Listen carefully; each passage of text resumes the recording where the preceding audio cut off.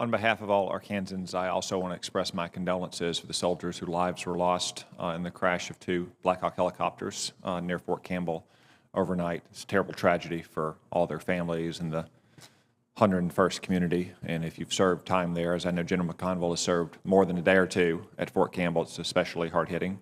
And General McConville, I want to add my thanks and congratulations to you for a highly distinguished and decorated career of service to the Army. I know you're not retiring yet, and you'll run through the tape later this year, but we're very grateful for what you've done for our country, and we're glad that in the middle of a recruiting crisis, we're getting a 4-for-1 McConville trade. We may be losing you, but we've got 3 children and 1 in-law, so thank you and your family for your service. Secretary Wormuth, I want to talk about the Army Combat Fitness Test and this ongoing years-long saga of that. Last year, the Army unveiled gender-based standards after many years of promising gender-neutral standards. As a result, this committee directed the Army within 180 days of the enactment of last year's NDA to promulgate new gender-neutral standards for combat arms, MOSs. What is the status of those new standards? Thank you, Senator. We're looking forward to coming to brief you in June about where we are on that NDAA requirement. And I know you and the chief had a discussion about this. The language in the bill, as you know, talks about gender-neutral standards for combat military occupational specialties, and we'll be able to lay out for you how we've approached that to date. We also, as you know, are coming up on the deadline for the active duty component to finish taking the test for record, the Army Combat Fitness Test.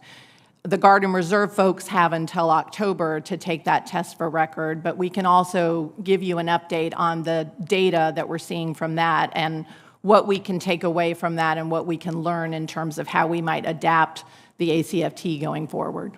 So the law called on the Army to establish the standards by June, not to brief Congress by June. Are you prepared to meet that requirement to establish the standards?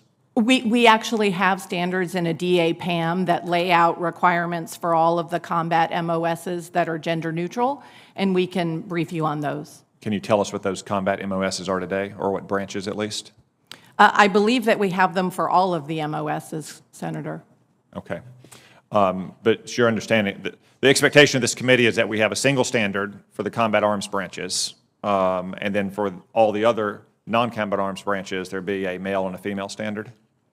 These are, as I have read the law that you all put in last year, these are standards, they're physical gender-neutral standards for combat military occupational specialties, yes. Yes, because I mean, and I wasn't the only one. I mean, Senators Ernst and Gillibrand and Duckworth expressed concerns about this as well, as did most of the committee. I mean, when you're talking about things like the infantry, there's irreducible physical demands. You have to be able to carry a 75 or 100-pound pack or carry a 250-pound wounded comrade, whether you're a man or a woman.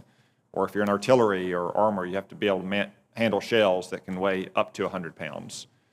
Those standards we all think should be somewhat different if you're, say, working on a computer. That work is very vital, but it's not the same kind of physical demands that the combat arms are. And in the middle of a recruiting crisis, I don't think we should be taking steps to dissuade anyone, young men or young women, who may not be up to the physical rigors of armor and artillery, but are able to perform all those other roles. That's your understanding of what this Congress intended, right? Senator, the DA-PAM spells out exactly those kinds of things. I think the issue has been, you know, there's our combat, there's the fitness test, and then there are the standards for the MOSs, and there's a distinction there. Correct. I mean, this has been a long saga, as I said. In retrospect, I mean, you know, we had an army that, let's see, toppled a Marxist government in Grenada, toppled a narco government in Panama, kicked Saddam Hussein out of Kuwait, toppled the Taliban, toppled Saddam Hussein doing push-up, sit-ups, and 2-mile run. So I think those guys were pretty physically fit that did all those things. But we are where we are. We've moved to the combat fitness test. I don't think the issue or the events on it, the issue is making sure that we have high standards that are suited for the demands of the battlefield. And we just want to make sure that that's what we're going to get from the Army by the 180-day deadline. Yes. Thank you.